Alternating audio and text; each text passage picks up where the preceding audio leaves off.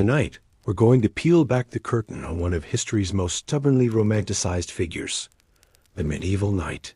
You know the ones. Gleaming armor, noble quests, charging across a battlefield on a magnificent horse while epic music plays. That's the knight Hollywood sells you. A hero, a champion, a symbol of honor, virtue, and glory.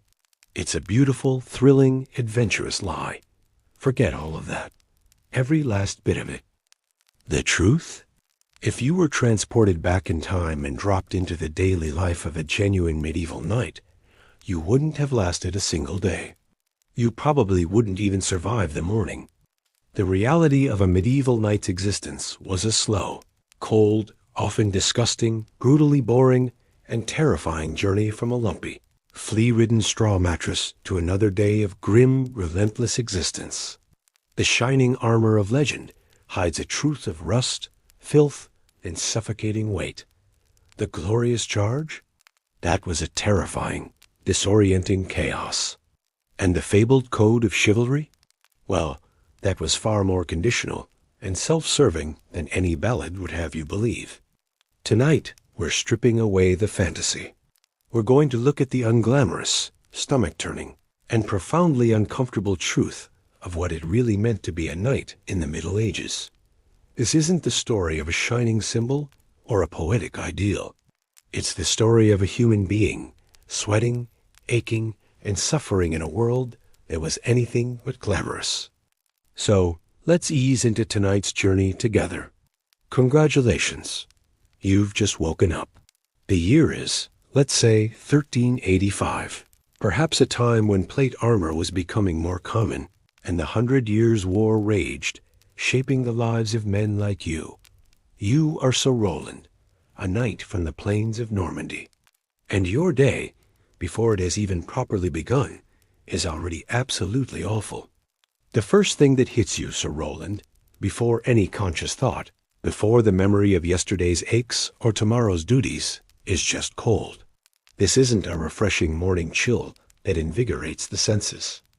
No, this is a deep, penetrating, damp cold that seems to radiate directly from the very stone of the castle walls. A cold that has wormed its way through your thin wool blanket, through your coarse linen undergarments, and has seeped right into your bones. Castles, for all their imposing defensive might, were utterly terrible at providing any semblance of comfort. Drafts were everywhere, slithering like icy serpents through narrow arrow slits, under heavy oak doors, and seeping from every unsealed crack in the ancient masonry. There was no central heating, no roaring furnace to warm the air. Just the ghost of a dying fire from the great hall last night, its embers long since turned to ash. You're likely not in a private, well-appointed chamber. Such luxuries were reserved for the highest nobility, or perhaps a dying lord. For a working knight, even one of some standing like yourself, Sir Roland, you might be in a dormitory with a dozen other knights. Or, if you were a junior or less important figure, you might even find yourself on a simple wooden pallet laid directly on the floor of the great hall itself. Privacy, as we understand it today, simply wasn't a concept for most people in the medieval world. The air around you is thick with an unholy melange of smells. The sour tongue of stale ale spilled last night, the earthy dampness of unwashed wool, and the unmistakable heavy aroma of multiple unbathed, sleeping human bodies. Add to that the ever-present pungent waft from the communal latrine down the hall, a constant reminder of the castle's rudimentary sanitation. As your mind slowly struggles to consciousness, you become acutely aware of the persistent aches and pains that are your constant companions. Your back is screaming in protest, a dull, throbbing pain that radiates across your shoulders and down your spine. Your mattress? It's not some soft, feather-filled luxury. It's a sack, typically made of tough, coarse canvas, crudely stuffed with straw. After days, weeks, even months of use, that straw has long since compacted into a collection of hard, unforgiving lumps digging mercilessly into your hips, shoulders, and ribs. But the straw mattress isn't just uncomfortable. It's a living ecosystem. It's home to countless fleas, lice, and other microscopic horrors you really, really don't want to contemplate. Their bites are a constant, maddening, insidious itch that plagues you throughout the night and into the morning. Your joints, from your knees to your elbows, feel like rusty, ungreased hinges, stiff and reluctant to move. This isn't just due to the pervasive cold and the unforgiving bed. It's the cumulative effect of a life dedicated to hard training, constant physical exertion, and the jarring impacts of daily combat drills and often real battles. You don't even open your eyes yet. What's the point? It's still pitch black. Windows in a medieval castle were not designed to let in light, but to keep out invaders. They were typically small, narrow slits, designed for shooting arrows out of, not for illuminating a room. They were often covered with oiled cloth or animal bladders rather than glass, which filtered what little light there was into a murky, depressing glow, doing little to dispel the gloom. Your world in these pre-dawn moments is defined by sound. The mournful whistle of the wind as it howls through the battlements, the distant, rhythmic footsteps of a solitary guard pacing on the ramparts, and the unnerving, scuttling sound of a rat skittering through the rushes on the floor, perhaps foraging for crumbs. Then, piercing through the damp, cold silence, a church bell starts to toll. It's not a gentle, melodic chime designed to soothe you awake. It's a loud iron clang that reverberates through the very stones of the castle, echoing in the narrow corridors and stairwells. That's the bell for matins, the first canonical hour of the day, signaling the first of many prayer services. It could be as early as 4 a.m., sometimes even earlier. For you, Sir Roland, this bell is not merely a suggestion. It's an absolute, non-negotiable command. To ignore it, to hit the medieval equivalent of a snooze button, would be noticed, a mark against your piety and discipline, which were core components of a knight's expected behavior. Attending Mass was as much a core part of your job description as wielding a sword. That bell is your signal to begin the painful, reluctant process of moving.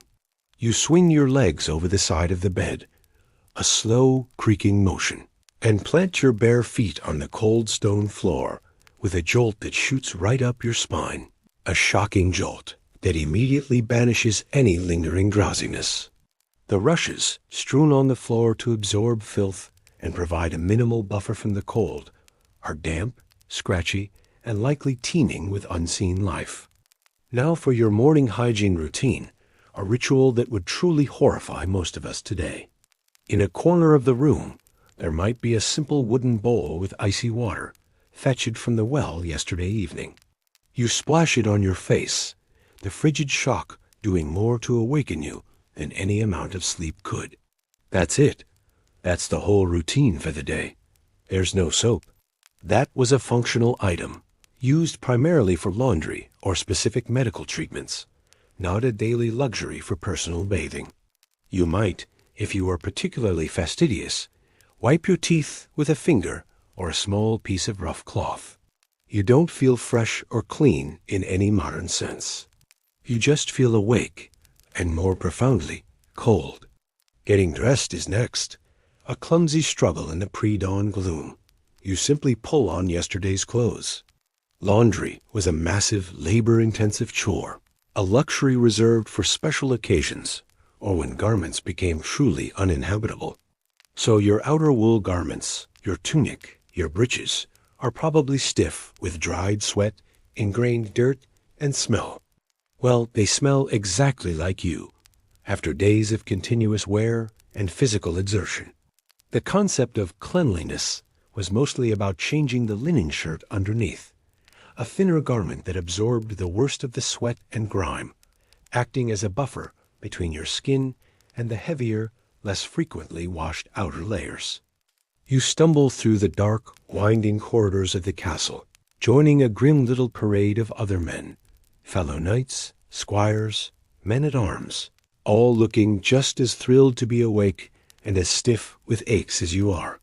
The air in the passages is even colder than your sleeping quarters. a testament to the castle's inability to retain warmth. You reach the chapel, often one of the coldest places in the entire castle, its stone walls literally sweating with condensation. The only light comes from a few flickering candles on the altar, casting dancing shadows that deepen the gloom. There are no comfortable pews here. You take your place on hard, unforgiving wooden benches, or more often, directly on the cold stone floor. You kneel, and the numbing cold immediately seeps right through the thin fabric of your pants, directly into your kneecaps, a constant, low-level discomfort. The priest begins the morning mass in Latin, a language you, Sir Roland, despite your noble upbringing, might only have a basic, rudimentary grasp of. You know the rhythm, you know the rote responses, but your mind is half asleep, aching, and overwhelmingly cold. The sermon isn't about courage or glory or the heroic deeds of saints. It's about the sin of pride, the virtue of unquestioning obedience, and all the creative, terrifying ways you can be damned for eternity if you falter. You're not listening out of profound piety. You're listening because it's mandatory, an inescapable part of your daily obligation. Your stomach rumbles loudly, a stark reminder of your hunger, and your mind drifts. You wonder if the cook burned the bread again. You fervently pray the sermon will be mercifully short. This isn't a spiritual awakening. It's a cold, boring, mandatory meeting, a test of endurance to begin yet another day.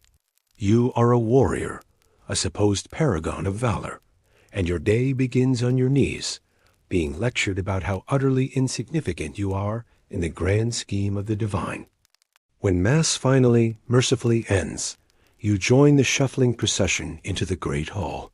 This vast, echoing chamber is the true heart of the castle, a place for feasting, judgment, and assembly. In the morning, however, it's dim, smoky from the recently lit fire, and still fiercely cold. Servants, often surly and half asleep themselves, are already setting up long, rough-hewn wooden tables and benches. Your spot at the table, Sir Roland, is meticulously determined by your rank and status. How close you sit to the lord at the high table clearly signals your importance, or lack thereof, to everyone present. There's a constant, subtle choreography of power and hierarchy, even at breakfast. Then breakfast arrives. And this is where the myth of the lavish medieval feast dies a sad, quiet, and profoundly disappointing death. Your daily breakfast isn't a feast. It's purely fuel. It's designed for sustenance, for energy to get through the grueling day, not for pleasure or indulgence. What's on the menu? Bread, and not a nice, airy loaf of artisan sourdough you might dream of. This is Maslin bread, a heavy, dense, brick-like loaf made from a rough mixture of wheat and rye, often with other grains mixed in. It's so incredibly tough and unyielding that you literally have to dip it in your drink, usually ale, to soften it enough to chew without breaking a tooth. This dipping practice was known as making a sop, which, incidentally, is where our modern word soup eventually derives from. In front of you, instead of a ceramic plate, is a trencher, a thick slab of this same stale bread that doubles as your edible plate.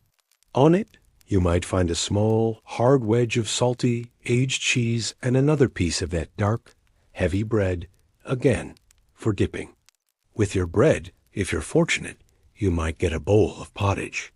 This is a thin, bland, barely warm gruel, typically made from boiled oats or other grains, sometimes with a few scraps of vegetables or herbs if they were available.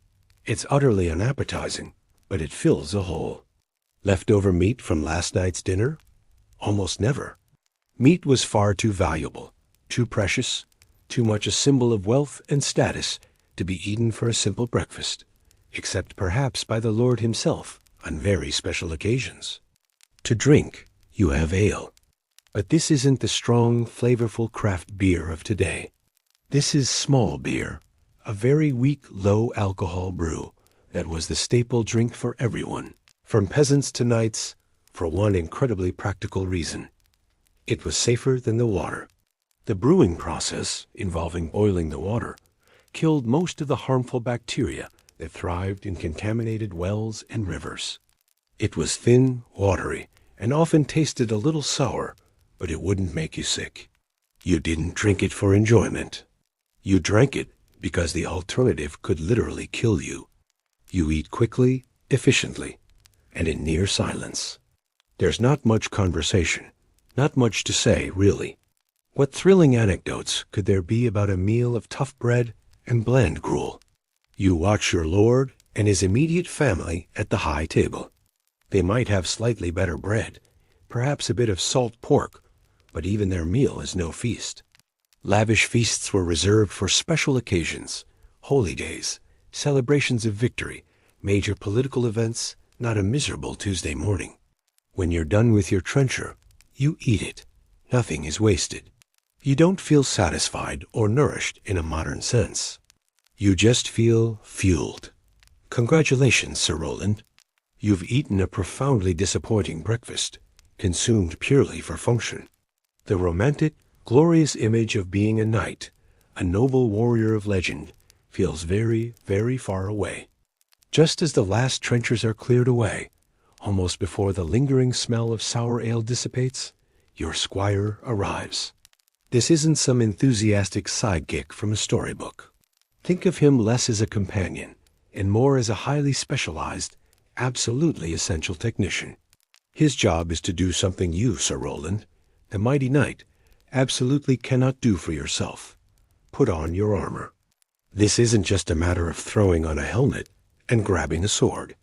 This is a slow, methodical, incredibly complex, and utterly exhausting ritual that can take over half an hour, sometimes even 45 minutes, and requires the precise, coordinated efforts of at least one squire, and preferably two, especially if you haven't annoyed them recently. The process begins back in your cramped, cold chamber. You strip down to your basic linen undergarments, the ones that serve as your only defense against the abrasive steel. The first layer your squire hands you is the arming doublet, also known as a gambeson. Imagine a heavy, thick, padded jacket, typically stuffed with wool, cotton, or scrap cloth, quilted into sections.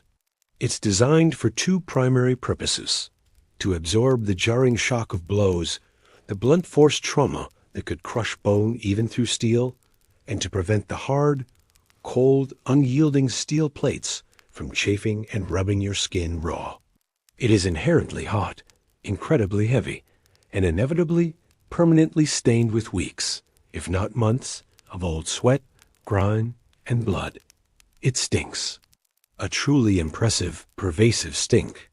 Next come the legs. You have to stand patiently, a human mannequin, while your squire meticulously straps on the individual pieces.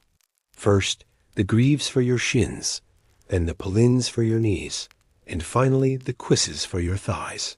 Each piece must be precisely fitted.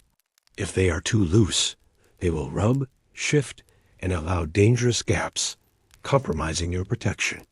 If they are too tight, they will cut off your circulation, causing numbness, pins and needles, and agonizing cramps after prolonged wear. With each buckle fastened, with each piece secured, you feel heavier, more encased, the flexibility slowly draining from your limbs. Then the torso.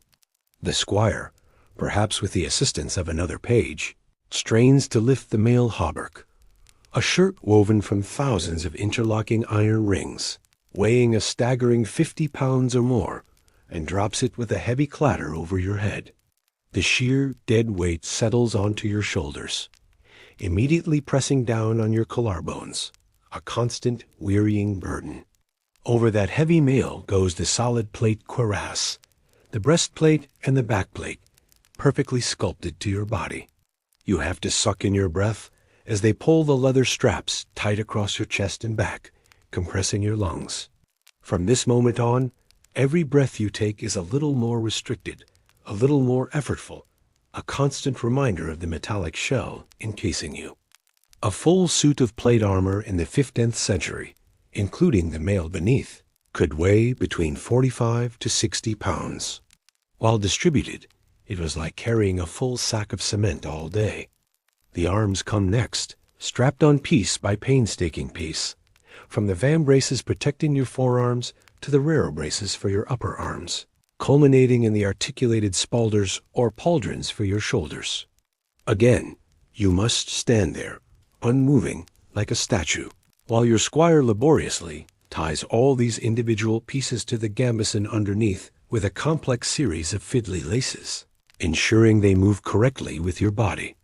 All you can do is stand, endure, and feel the heat building up rapidly inside your layers of wool, mail, and steel. The world around you is now a symphony of metallic scrapes, sharp clanks, and high-pitched squeaks with every minimal adjustment. Every move you make, every small shift of your weight, produces a distinct, resonant sound.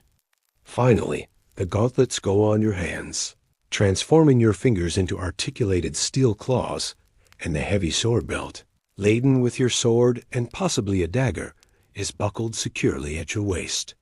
The helmet, thankfully, is usually left off until right before a fight or when leaving the castle, providing a brief respite from the claustrophobia. The man who woke up cold and aching from his lumpy mattress is gone. He's been systematically, painfully transformed. He's been replaced by a walking fortress, a metallic automaton. But this transformation comes at a tremendous cost. You're now carrying an extra 45 to 60 pounds of dead weight, distributed across your body, but still relentlessly heavy. Your movement is severely restricted. Your peripheral vision is virtually non-existent. Once the helmet is on, your breathing is perpetually constricted, and you're already sweating profusely inside what feels like a multi-layered, custom-fitted prison. And the heat, welcome to your own personal steel oven. On a summer campaign, marching under the blazing sun, the metal plates bake and absorb the heat, turning into an unbearable radiant oven. The thick padding underneath traps every bit of that heat, along with all your body's moisture. You are, quite literally, slowly being cooked in your own sweat. Dehydration and heat stroke were just as deadly, if not more so, than an enemy sword on many campaigns. Many knights died simply from exhaustion and overheating before ever reaching a battle. But here's what no grand historical epic ever tells you: the smell. The meticulously polished steel might be scoured with sand and vinegar to fight the constant battle against rust, but that thick, padded gambeson underneath? It was perpetually soaked in a fragrant symphony of sweat, accumulated grime, churned up mud, and old, dried blood for weeks, sometimes months on end. It was a veritable paradise for lice, fleas, and other parasitic insects, whose incessant bites added another layer of maddening discomfort. The odor, after days of continuous wear, would have been breathtakingly offensive, a pervasive stench that clung to the knight and everything he touched. Skin rashes, painful boils, and persistent fungal infections were not exceptions. They were just part of the deal, constant afflictions that wore down a man's spirit. So yes, despite what the movies show, you could move in it. You could walk, ride, and even fight. But simple tasks became an ordeal. If you stumbled or fell over, you were as helpless as a beetle on its back, utterly dependent on a squire or comrade to help you right yourself. It pinched, it chafed, it relentlessly limited your senses. The shining armor of Hollywood is a glamorous lie. The real thing was a heavy, hot, stinking, utterly uncomfortable, and isolating prison of steel. The glory of being a knight, in this moment, is the exhausting reality of being trapped inside a custom-fitted cage of iron, already fatigued before the day's true work has even begun. Now, finally, the real work begins. With your armor, or at least your gambeson and some lighter training gear, you step out into the castle bailey, the main courtyard. The world outside the hall is a chaotic symphony of activity and noise under a flat, often gray, medieval sky. The ground is a perpetually churned-up sea of mud, straw, and animal waste. This, then, Sir Roland, is your office. And your primary task is relentless, brutal, and profoundly boring. Your first objective of the day, as it is most days, is to fight a log. It's called a pell, a thick wooden post, typically about 6 feet tall, firmly set in the ground. You draw your sword. This isn't some fancy, jewel-encrusted, gleaming blade for parades. It's a heavy, functional, utilitarian tool, often unpolished, its purpose grimly practical. And for the next hour, sometimes more, you just hit that log. Thrust, lock, strike, parry, repeat, again and again. And again, the same motions, over and over. This isn't about artistry or elegant swordplay, or the graceful duels depicted in romantic tales. This is manual labor, pure and simple. You are conditioning your body to perform these lethal movements on autopilot, to ingrain them into your muscle memory until they become instinctive. Because when the real thing happens, when you face a charging enemy with a sharp blade, your brain will be overwhelmed, screaming in primal terror, and you'll need your body to react without conscious thought. Your shoulder is already on fire, a deep, burning ache. Blisters are forming and popping on your hands, then reforming, a constant source of raw pain. The only sound is the dull, rhythmic thud of steel hitting wood, punctuated by your own increasingly ragged breathing. Overseeing this grueling routine is the master-at-arms, a grizzled veteran whose face looks like a roadmap of old bar fights, training accidents, and battle scars. He is utterly unforgiving. He yells, a lot, and his criticisms are precise, brutal, and designed to strip away any pretense of glory. You swing like a washerwoman beating a rug. Use your hips. Put your weight into it. He barks, his voice hoarse from years of shouting. Your footwork is an open invitation to be gutted full. Move your feet. After the log, you move on to sparring, often with a squire or a junior knight. You're using blunted swords, but blunted is a very relative term in the medieval context. These are essentially heavy steel bars with rounded edges, capable of inflicting severe blunt force trauma. The elegant, balletic sword dancing from the movies? Think again. This is a grunting, shoving, grappling match in the mud, a raw contest of strength and endurance. A blow lands on your thigh with a sickening impact, and you know instantly that's going to be a nasty bruise tomorrow. Adding to the collection already adoring your body, the goal isn't just to hit. It's to dominate, to exhaust your opponent, to prove you can take more pain than the other guy, to break his spirit before you break his bones. You'll also work tirelessly with other weapons of war, the crushing mace, the brutal battle axe, the piercing spear. Then, often, you'll just wrestle in the mud, practicing hand-to-hand combat in a messy, undignified tangle of limbs. Hours pass this way, a relentless cycle. You're covered in sweat, coated in mud, your muscles screaming in protest, every fiber of your being aching. And there's no glory here, no cheering crowds, just the unending, grim knowledge that you're going to do this exact same thing all over again tomorrow. After a quick, unsatisfying lunch, more bread, more cheese, perhaps a little more small beer, it's back to the yard for mounted combat training. Your warhorse isn't merely a pet or a mode of transport. It's an incredibly valuable piece of military hardware, often worth a king's ransom. Your life, and indeed your lord's success in battle, depends on it, and your squire's diligent job is to make absolutely sure it's ready. You watch him like a hawk, constantly supervising.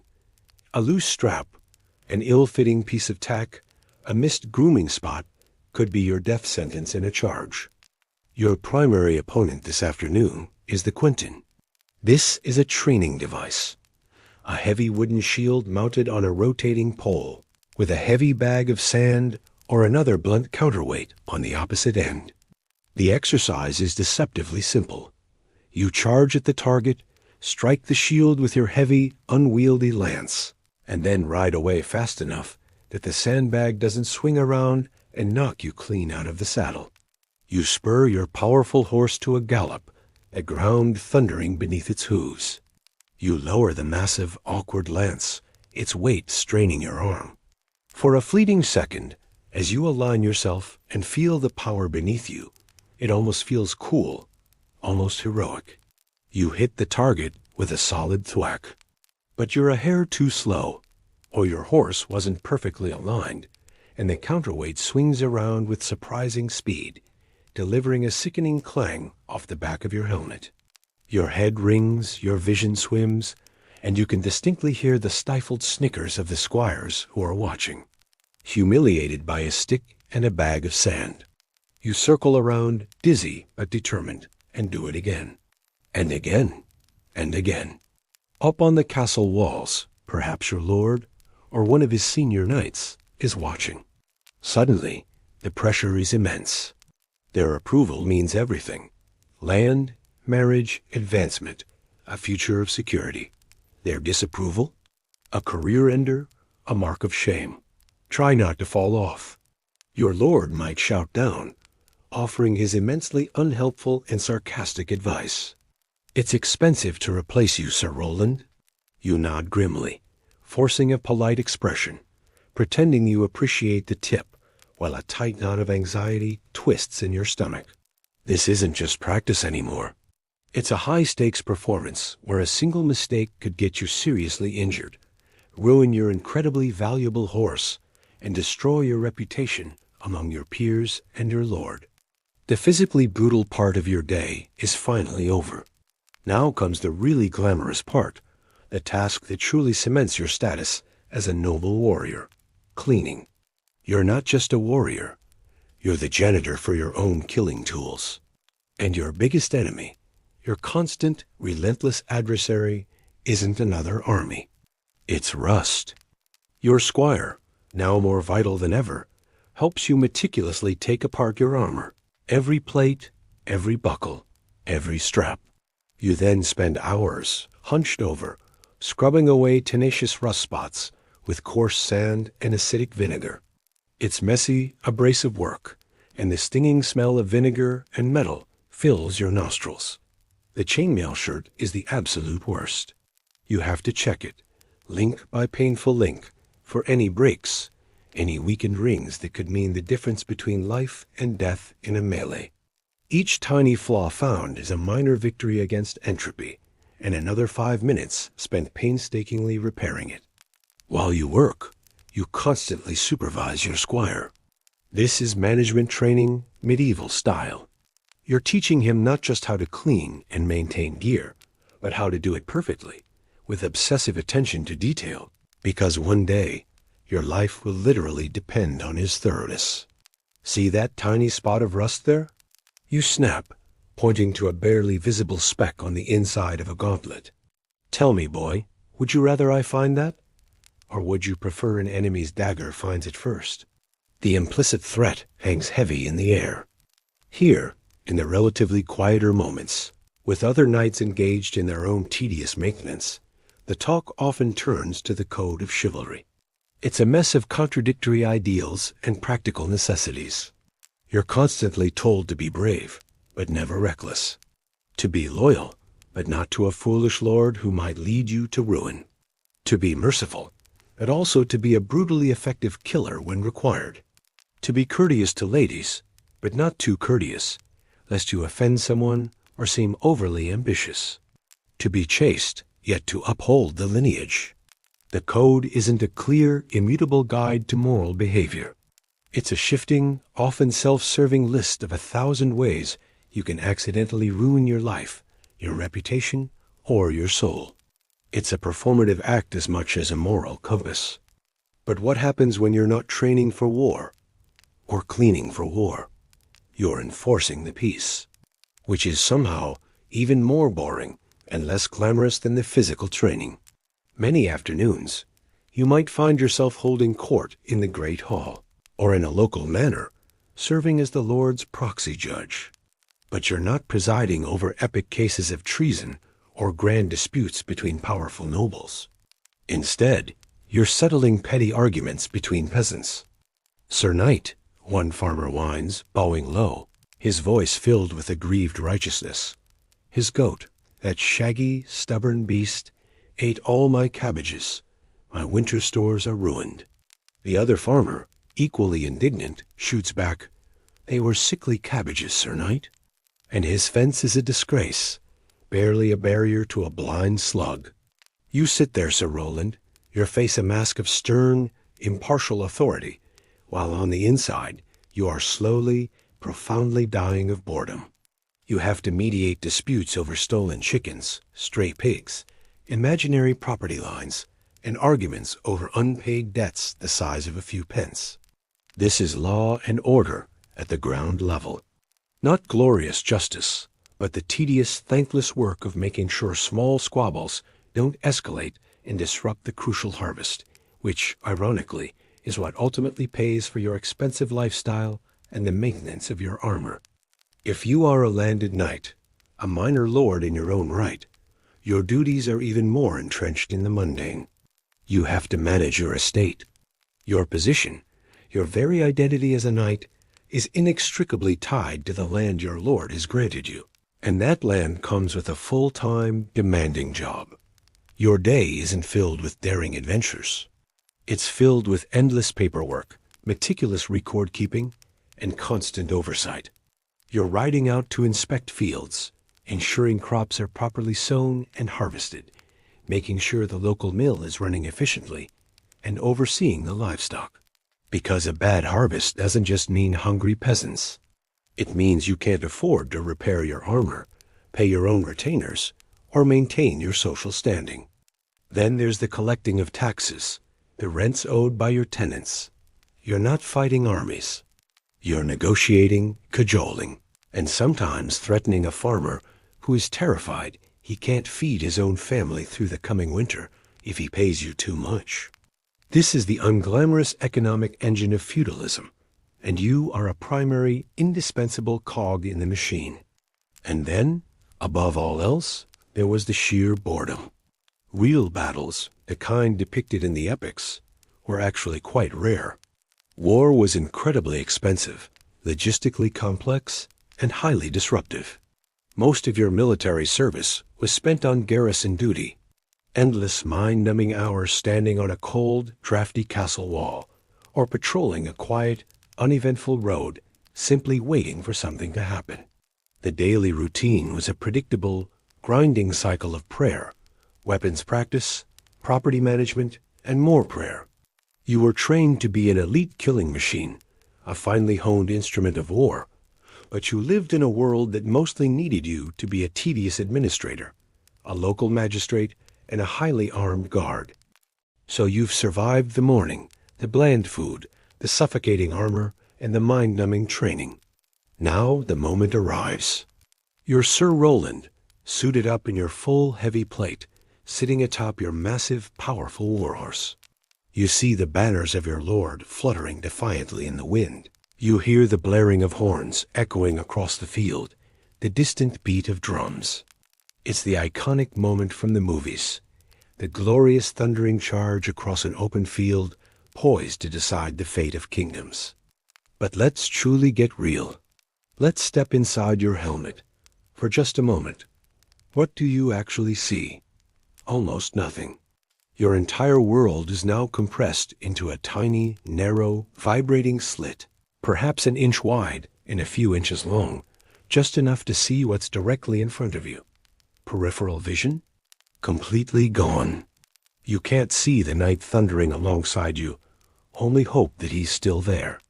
The epic, inspiring music that plays in the movies is replaced by a deafening, muffled roar. The thunder of hundreds, perhaps thousands, of hooves churning the earth, the frantic snorts and terrified whinnies of horses, and the strained, ragged sound of your own breathing, amplified inside the hot, stale air of your helmet. This isn't glory. This is visceral claustrophobia. This is profoundly, utterly terrifying. That glorious charge, the perfect, coordinated spearhead depicted in cinema, is the biggest lie of them all. Movies present it as this perfectly synchronized, decisive attack. The reality was a chaotic, disorienting gamble where individual luck mattered far more than any grand strategy. Back inside that steel cocoon, you're essentially half-blind, your senses severely dulled. You're trying to navigate a high-speed car crash while looking through a keyhole, all while bouncing violently atop a massive, terrified animal. Is that a hidden ditch up ahead? A fallen body, friend or foe? A hidden pit? You won't know until your powerful, panicked horse stumbles, and you're suddenly, sickeningly airborne, destined for a crushing impact with the ground. And the noise. It's an overwhelming, grinding cacophony. The shrill cries of men, the clash of steel on steel, the thud of impacts, the desperate screams of the wounded. You cannot hear your commander's orders shouted over this din. You cannot reliably tell friend from foe once the lines clash. Heraldry and banners were supposed to help with identification, but here's what nobody tells you. After about 3 minutes of furious combat, everyone is covered in the same lovely uniform shade of churned-up mud, dust, and blood. You're isolated, alone in a cocoon of steel, charging forward on pure primal adrenaline and instinct. But your biggest, most pervasive fear isn't an enemy lance aimed at your breastplate. It's being unhorsed. Your warhorse is everything. It's your speed, your power, your elevated platform of advantage. One well-aimed peasant billhook, or a lucky arrow that finds a gap in its barding, and it's over. Suddenly, you're no longer a devastating weapon of war, a mobile tank. You're just a man in a 60-pound metal can, lying sprawled on the ground, disoriented, perhaps concussed, and highly vulnerable. And the thunder you hear now? That's not the enemy cavalry. That's the rest of your own cavalry, the charge continuing relentlessly, about to run you over. Getting trampled to death by your own friends, by your own side, was a very real and profoundly unglorious way to die on the medieval battlefield. If you survive being unhorsed, your problems have only just begun. Try getting up quickly and gracefully, in full plate armor while you're dizzy, perhaps concussed, and weighed down by over half your body weight in steel. You're now a slow, isolated, clumsy target for the infantry, for the foot soldiers, who are armed with long, sharp weapons, spears, halberds, long knives, specifically designed to find the gaps in your fancy suit of armor. The combat that followed the initial charge wasn't a series of elegant, one-on-one duels between honorable warriors. It was a brutal, claustrophobic crush of bodies known as the melee, a meat grinder. It was a brutal, chaotic scrum where you could be brought down by a dagger plunged into an armpit gap, a hammer blow to the head that rings your skull like a church bell, or a peasant with a sharpened axe heaving it into your unprotected legs. The French knight Geoffroy de Charny, a renowned warrior and author of military treatises in the 14th century, described combat as a terrifying lottery. And the man who has seen himself in such an assembly and has been in the crush and melee for a long time, and has performed valiantly and well, may say that he has indeed seen a great deal. He spoke not of glory, but of sheer endurance and survival in a disorienting nightmare. The psychological toll of such combat was immense. Contemporary accounts from knights themselves often speak of the overwhelming fear, the profound disorientation, the horrifying sounds, and the relentless violence. What they described, the nightmares, the inability to sleep, the trembling hands, we would today probably diagnose as severe PTSD. Combat was a terrifying lottery of survival, not a moment of glory, but a confusing, deafening, horrifying nightmare from which you hope to simply escape alive. But surely, amidst all this grime and brutality, there was the code of chivalry, that ironclad set of noble rules that guided a knight's every action. Protect the weak, show mercy, uphold justice, defend the faith. This was the bedrock of knighthood, wasn't it? Let's talk about chivalry. Here's what most romanticized versions conveniently omit. It was fundamentally class-based. It was a set of professional courtesies, a shared etiquette, extended almost exclusively to other nobles, to other knights and lords, your social equals. A captured enemy knight or duke? You would treat him with relative respect, perhaps offer him a comfortable room in your castle, dress his wounds, and wait for his family to pay a fat ransom for his return. He wasn't just a defeated foe. He was a valuable asset, a walking paycheck, a potential source of immense wealth. But those hundreds of peasant foot soldiers who surrendered, those common men fighting for a meager wage, they were considered worthless. A drain on your dwindling food supplies, a logistical nightmare to transport. Killing them, often en masse after a battle, was simply deemed more efficient, more practical. The protection of the weak, part of the code conveniently and explicitly, did not apply to them. They were simply collateral damage, their lives cheap and disposable. Nowhere is this stark reality clearer than in siege warfare. The grand narratives of chivalry offered precisely zero protection to the civilian populations trapped within a besieged town or castle. Indeed, the aim of a siege was often to break the will of the defenders and the populace through terror and starvation. You'd use massive catapults, known as trebuchets, not just to hurl rocks, but to launch rotting animal carcasses, the bodies of dead enemies, and massive quantities of human waste over the walls to spread disease and demoralize the defenders. And if a town stubbornly refused to surrender, and you eventually took it by storm, by brute force, it was an almost guaranteed orgy of violence, rape, pillage, and wanton destruction. And the chivalrous knights were right there in the middle of it, often leading the charge, driven by bloodlust and the promise of plunder.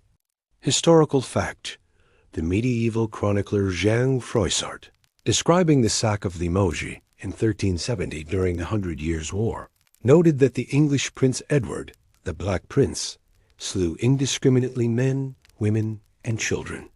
In short, all who were found were put to the sword. Knights, even the most celebrated, participated in such brutal acts.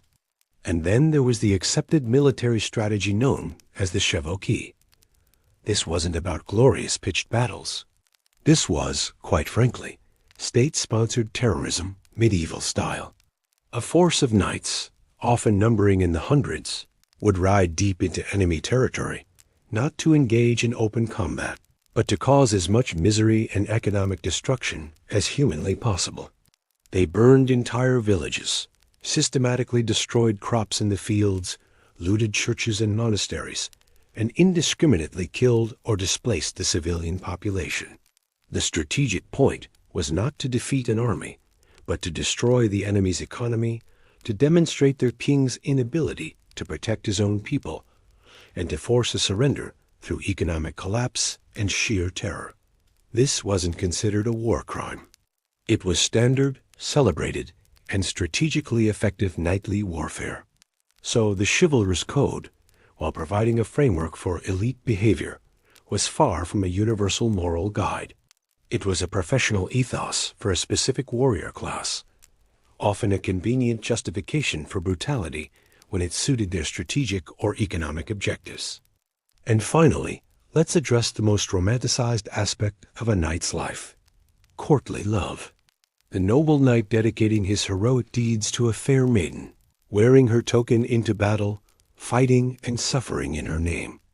As you've probably guessed by now, the reality of relationships in the medieval aristocracy was a bit more transactional.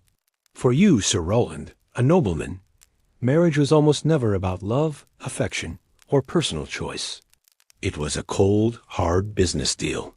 Marriages were strategic alliances, meticulously arranged by powerful families to merge lands, consolidate power, secure alliances, and produce heirs. A daughter was a political asset, a pawn in a larger game of power. Betrothals were often arranged when you and your intended were just children, sometimes infants. The age of consent under canon law was shockingly young, 12 for girls and 14 for boys. Romance was simply not on the table when you were being bartered like cattle, your future intertwined with someone you might not meet until your wedding day. The marriage contract was a detailed legal document, more akin to a modern corporate merger than a declaration of affection. So where does courtly love fit in? It was mostly a sophisticated literary fantasy, an elaborate social game played at court among the elite. The object of a knight's courtly love was almost always a high-status woman who was already married, often, inconveniently, to his own lord or a powerful peer. It was an idealized, non-physical, platonic devotion, a way to demonstrate one's refined manners, poetic sensibilities, and courtly grace, meant to inspire acts of valor on the battlefield or in the tourney. It was a dangerous game, however, fraught with the risk of scandal or suspicion if it strayed too far from the idealized, non-consummated form. It was a form of intellectual and emotional escapism, a beautiful lie that helped make the grinding reality of their lives slightly more bearable. As the late afternoon gives way to evening, the sun begins its slow descent, painting the western sky in hues of orange and purple, though you'll mostly see it as a dimming of the light filtering through tiny windows. The church bell tolls again, signaling vespers, the evening prayers. The day, as it began, is bookended by kneeling in a cold, dim chapel, repeating Latin phrases you barely understand. The evening meal in the great hall is, without doubt, the best one of the day. The vast central fire, replenished by the servants, is roaring now, finally pushing back the pervasive cold, casting dancing shadows on the stone walls. There might actually be roasted meat tonight, perhaps a joint of beef or a fowl, a welcome change from the ubiquitous bread and pottage. The ale flows a bit more freely now, perhaps a slightly stronger brew than the small beer of breakfast. But even here, this is not a time for true relaxation or unburdened merriment. This is prime time for courtly politics, a subtle, high-stakes game of social maneuvering. You have to be seen, you have to be presentable. You have to make witty conversation, but not too witty, lest you offend someone or seem overly ambitious. You have to be respectful to the ladies of the court, but not too respectful, lest you invite gossip or, worse, genuine scandal, especially if one of them is already married to your lord.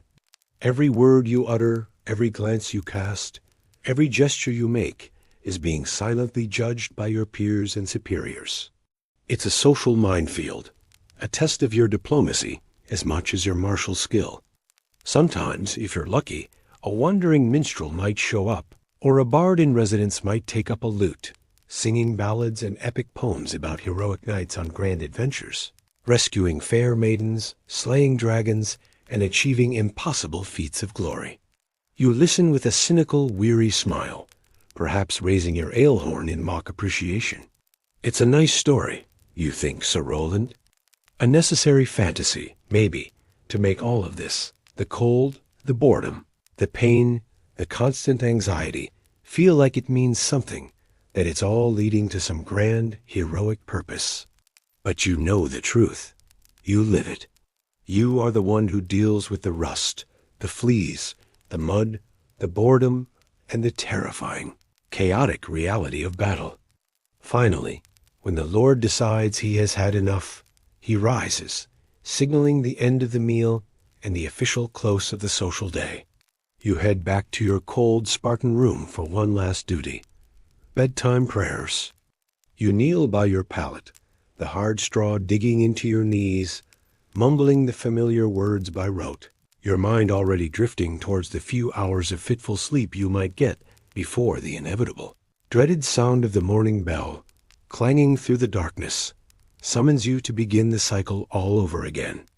So, there you have it. The knight is finally ready, not for battle, but for a meager few hours of restless sleep. His morning, which began in the biting cold and oppressive dark, is over. He's been awakened by the bone-chilling cold, summoned by a relentless bell, disciplined by mandatory prayer, fueled by a bland, unappetizing meal, and then systematically locked, piece by painful piece, into a suffocating shell of steel.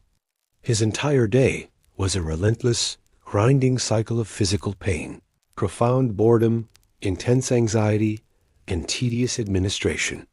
There was no pervasive romance, no constant soaring music, no grand adventures waiting around every corner.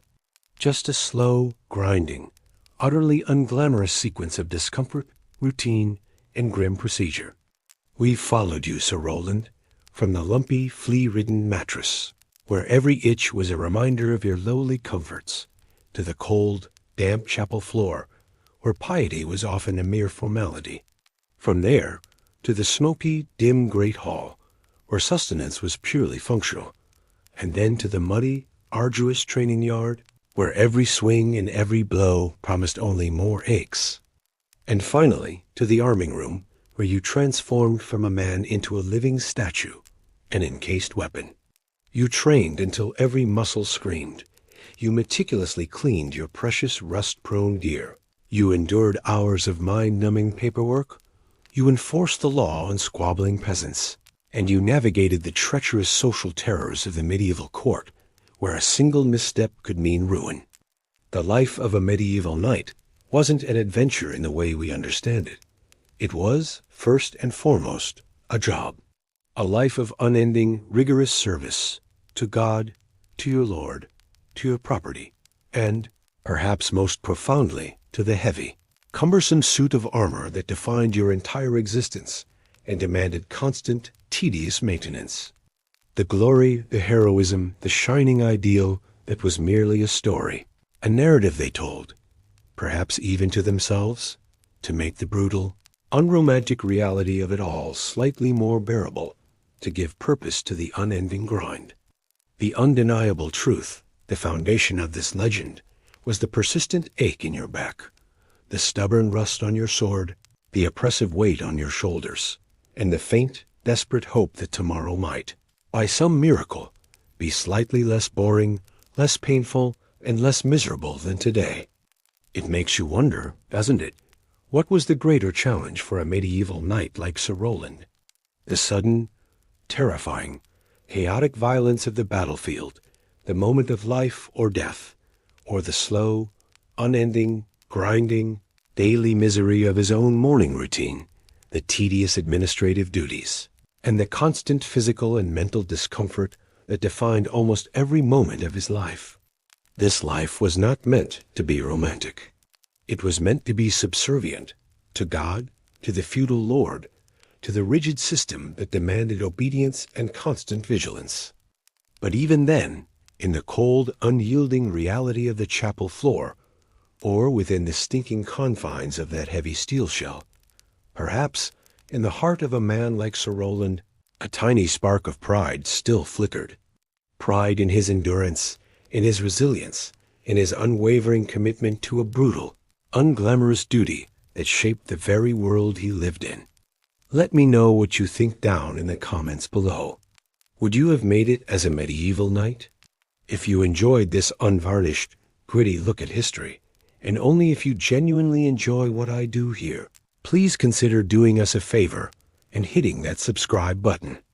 It tells the algorithm you value the gritty truth, and it makes sure you don't miss our next dive into the unglamorous, surprising realities of the past.